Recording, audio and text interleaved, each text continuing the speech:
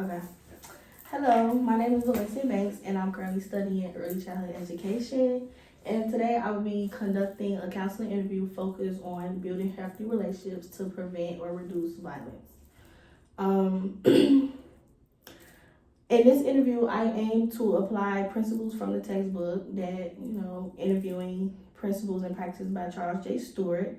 The goal is to explore strategies for fostering healthy relationships and discuss key aspects of violence prevention informed by the research I reviewed. I appreciate you for taking the time to speak with me today, and I look forward to engaging in a meaningful conversation about this important issue. Okay, sounds good. Okay. So, want to dive right into the interview? All right. Okay, so the first question is, what does a healthy relationship look like to you, and how do you think healthy relationships can prevent or reduce violence?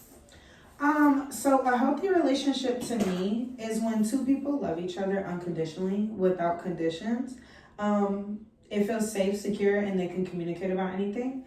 And I believe that it can reduce or prevent violence because it helps each other know that they can express themselves without fear of judgment or rejection. Okay. So, how comfortable are you discussing your experiences related to relationship dynamics or past conflicts? I've gotten pretty comfortable discussing my relationships and past conflicts over time. Okay. Do you feel like this is a safe space for you to talk about that? Yes, I do. Okay.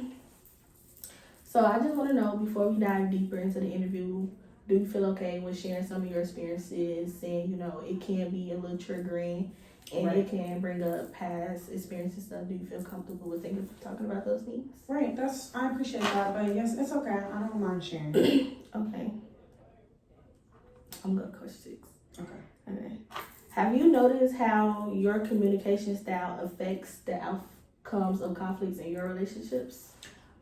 Yes, so I would say I used to crash out during conflicts. I'd get really overstimulated and mad quickly, and I would either blow up or shut down and couldn't really reel myself back in. So that's part of the reason why I decided to start therapy. And I needed help figuring out why I react to things the way that I do. Okay. Can you describe a time when a healthy relationship helped you feel safer or prevented conflict? Honestly, I was in a relationship where communication was always our first response, and it made a huge difference. He created a safe space where I was able to be vulnerable, and it wasn't something I was used to. And I could express how I felt without being told I was doing too much or overreacting. So it was really the first time that I felt heard. Okay. So when someone is listening to you without judgment, how does that make you feel? It makes me feel like I can open up about anything without holding back. When I do feel judged, I shut down because I get frustrated, and I feel like I know how the other person is already going to respond. Okay. In your culture or community, what does a healthy relationship look like, and how does that shape how conflict is handled? When I think of community, I immediately think of family. So to me, family is where I've seen both the beauty and the pain that relationships have the possibility of bringing. I've seen examples of toxic love, and I've seen what healthy love looks like as well. So I lost my sister due to domestic violence, which showed me just how damaging an unhealthy relationship actually can be. Well, on the other hand, I also have a brother who was married for over 10 years, and their relationship is built on values such as respect and communication and patience. So, in my community, I would say a healthy relationship means being able to talk through disagreements without fear and truly listen to each other. And conflict is handled best when there's mutual respect and willingness to grow. And that's something that I've learned from watching both the hardships and the successes of love within my own family. Okay. Have you ever noticed how body language or the tone of voice escalates or de-escalates conflict in relationships? Yeah, so I would say nonchalant body language and aggressive or loud behavior can come off disrespectful and also can tend to irritate your partner. Okay. What do you wish people would hear or understand when you talk about your relationships? I wish people understood that I used to accept anything in a relationship because I love someone so deeply.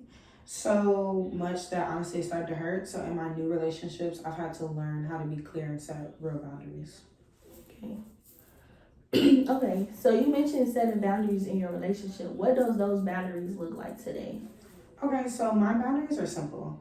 Honestly, just want to feel heard and respected. I invest a lot into the people that I love, and I expect that same energy in return. Obviously, it's about mutual respect and not feeling like I'm just the only one trying. Mm-hmm. Okay. Okay, excuse me. Have you ever felt like your boundaries weren't respected in a relationship, and what did that feel like? Yeah, so there were times when I tried to express how I felt and they would respond with things like, oh, like, here we go again, or, just text me when you're not trying to argue, things like that. And it honestly made me feel like my feelings didn't matter and like I was being shut down instead of trying to be understood. Okay. What support do you need to maintain a healthy, non-violent relationship in your life right now? Honestly, I would say just to allow me to keep talking to my therapist every 2 weeks. She keeps me sane and reminds me not to text back when I honestly shouldn't. Okay. With everything you hear about domestic violence these days, does that ever make you feel scared or hesitant to date? Definitely, it does. I mentioned before, obviously, that I lost somebody really close to me due to domestic violence, and hearing about so many cases lately, like it really just adds on to the fear. So dating is already scary, but the thought of thinking someone when they turn around, but the thought of thinking somebody, but then they may turn around and show you who their true self is. Like honestly, that's something that I am still fighting with. It's terrifying. Okay. Okay, we're coming to the end of this interview. I just have one more question, and it's, in your opinion, what can people do as a community to step in and help stop violence before it starts or gets worse? Okay, so I would say, in my opinion, there are situations where it's important to intervene to protect another person from losing their life. So I can't accept the idea that someone should have to learn like the hard way. So my mom always told me some people have to die for others to live, but I believe it shouldn't be like that. We need to encourage people to learn how to express their feelings in healthy ways and provide them with the help that they need. So many people resort to violence because of their traumas and the situations that they've experienced.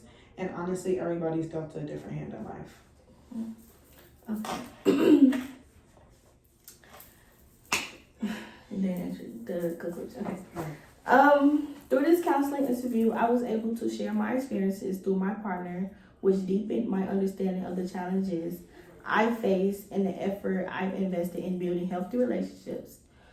Reflecting on my journey, I feel more empowered to continue this work in my own life.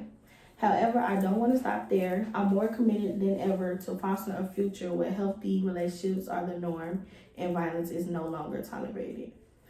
And yeah, that's the end of this interview. Great. Again, thank you for taking the time out your day and speaking with me and sharing your personal perspective and your opinions and your facts on how we can stop violence altogether. Right, definitely, and I appreciate the questions that you had for me. I look forward to working with you more. Yeah.